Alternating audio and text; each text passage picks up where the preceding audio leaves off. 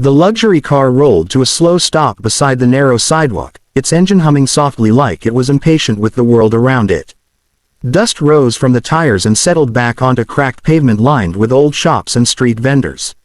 The car didn't belong there.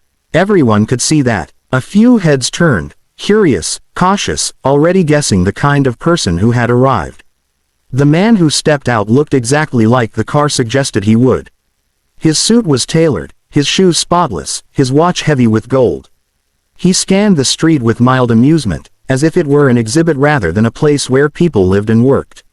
His eyes stopped on a small wooden stall pushed against a wall, stacked neatly with inexpensive chocolates wrapped in bright paper. Behind the stall stood a boy, thin, young, no more than 17. His shirt had been washed too many times, his shoes worn at the edges, but everything about his stall was clean. He adjusted the rows of chocolates carefully, straightening what was already straight, a habit born from long hours of waiting. The day had been slow. People passed, looked, and kept walking. The millionaire approached the stall, hands in his pockets, lips curved in a half-smile. He picked up one chocolate, turned it over, then set it back down as if it wasn't worth much thought. "How much?" he asked. "2 each, sir," the boy replied politely, his voice respectful, practiced. The man chuckled under his breath, then glanced around at the small group of onlookers who had gathered without realizing it. Street vendors, passers-by, a woman holding a child, all watching. "I'll tell you what," the man said, louder now. "Sell me those chocolates in German, and I'll pay you 100,000. The number hit the air like a spark. Murmurs followed immediately. Someone laughed. Someone else shook their head. Everyone understood what this was. A game. A joke. The boy blinked, unsure he had heard correctly. "In German?" he asked. "Yes," the man said, smiling wider. "German. Surely you speak it, don't you?" The boy felt heat rise to his face. His hands tightened at his sides. He knew this tone. He had heard it before. People pretending to be generous while enjoying the moment they could take something away. He opened his mouth, then closed it again. "I sell chocolates," he said quietly. "That's all." The millionaire shrugged, satisfied. "Then no deal." He laughed, turning slightly toward the crowd. 100,000, just for a few words. Such a shame. A few people laughed with him. Others looked away, uncomfortable. The boy stared down at the chocolates, the bright wrappers suddenly too loud, too exposed. For a moment, it seemed like that would be the end of it. The rich man amused, the poor boy humiliated, the street returning to normal. But something shifted. The boy inhaled slowly, deeply, as if steadying himself. He raised his head. His eyes, moments ago uncertain, were calm now. "Wait," he said. The millionaire paused, already halfway turned back to his car. He looked over his shoulder, surprised. "You said," the boy continued, his voice firm, "if I sell them in German." The laughter faded. The street grew still. The boy stepped forward slightly, standing straighter than before, as if something inside him had finally settled into place. The millionaire turned fully now, curiosity replacing amusement. A few people leaned in, sensing that the moment wasn't over yet. The boy rested his palms lightly on the edge of the wooden stall. When he spoke again, his voice was different. It was no longer hesitant or careful. It carried a calm confidence that cut through the noise of the street. "Dies Schokolade ist einfach," he began, his pronunciation clean and deliberate. "Aber sei ist ehrlich, sei, Word nicht in grossen Fabriken verkauft, sondern von Hand zu Hand, von Mensch zu Mensch."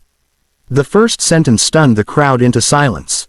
A man nearby frowned, trying to understand. Another raised his eyebrows. The millionaire's smile stiffened, his eyes narrowing. The boy continued, each word flowing naturally. He spoke about taste, about comfort, about how small pleasures matter most to people who work hard and expect little. His tone was respectful, almost professional, as if he were presenting a product in a high-end store rather than on a dusty street corner. "Man kauft nicht nur Schokolade," he said, meeting the millionaire's gaze. "Man kauft einen Moment der Ruhe. Einen Beweis, das auch einfach Dingwort haben." The air felt heavier now. No one laughed. Even the sounds of traffic seemed distant. The millionaire's confidence began to slip, replaced by something closer to disbelief. This wasn't memorized. This wasn't luck. This was real fluency. Enough. The man interrupted, his voice sharper than before. The boy paused immediately, respectful but unafraid. Of course, sir, he said, switching back to English with ease. But you asked me to sell. The switch itself landed like another blow. Where did you learn German? The millionaire asked, his tone no longer playful. The boy hesitated for just a moment. Images passed through his mind. His mother coming home late, tired, smelling of cleaning products. Him sitting on the floor outside closed classrooms, listening through doors while she worked. My mother cleaned offices, he said quietly. One of them was a language school. I listened while I waited for her. I didn't have money for lessons, but I had ears. A murmur spread through the crowd. The millionaire looked away briefly, jaw tight. He hadn't expected a story. He hadn't expected depth. He had expected embarrassment. And now, the man asked, "You sell chocolates?" "Yes," the boy replied. "During the day. I study at night." The millionaire reached into his jacket slowly. The movement lacked its earlier arrogance. He pulled out a thick stack of bills and counted them with visible reluctance. Each note slapped softly against the others, the sound echoing louder than it should have. He placed the money on the stall. 100,000, he said. As promised. The boy looked at the money but didn't reach for it right away. Instead, he selected a handful of chocolates, arranging them neatly and pushing them toward the man. "Here," he said, "for you." The millionaire hesitated, then took them. Their fingers brushed briefly, and the man flinched, as if that simple contact carried weight. As the boy finally picked up the money, the crowd slowly began to disperse, some shaking their heads, others smiling softly.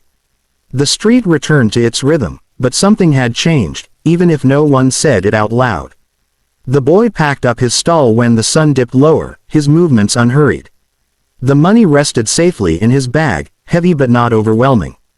As he walked away, he didn't look back.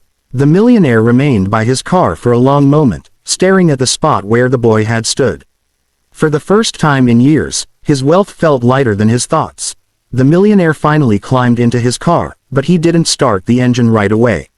He sat there, hands resting on the steering wheel, staring through the windshield without really seeing the street in front of him. The chocolates lay unopened on the passenger seat, their bright wrappers suddenly out of place in the quiet luxury of the interior. He exhaled slowly, a sound closer to frustration than calm, and for reasons he couldn't explain, he felt exposed. Memories surfaced uninvited. Boardrooms where he had spoken 3 languages just to prove he could. Dinners, where intelligence was measured by degrees and accents. Moments when he had laughed at people who reminded him of where he came from, people he had decided he was no longer like. He had built his life on winning, on control, on the comfort of knowing he always held the advantage.